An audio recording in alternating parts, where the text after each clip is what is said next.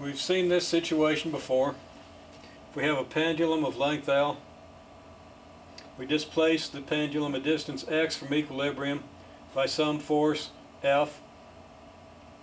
Now this force really should be parallel to x, but I've drawn it at a slight angle just to indicate that there is a slight angle as we start moving this thing away. But that angle is going to be very slight over the realm of our accuracy, and we'll talk about that in a minute. Now we have a weight force that acts down here, and that's going to be mass times the acceleration of gravity.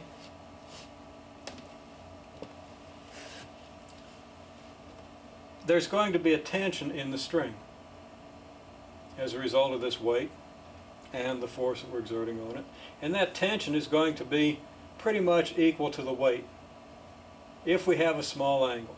Okay, if x isn't a very big, if x is not very big proportional to L, then we're going to have a small angle here, and the tension is going to be approximately equal to the weight. That tension has a component back in this direction and a vertical component. It's actually the vertical component of the tension that's equal and opposite to the weight, but you can't have a vertical component in a string at this angle without also having a horizontal component, and it's that horizontal component that tends to move the pendulum back toward the equilibrium position.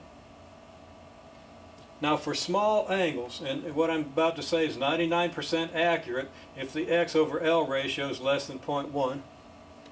So for small x over L, small x compared to L, small angles, we can say that the proportion of the force that it takes to push this thing out, which is of course the force with which the pendulum will swing back if we release this force, the proportion of that to the weight is the same as, approximately same as, the proportion of x to L, proportion x over L.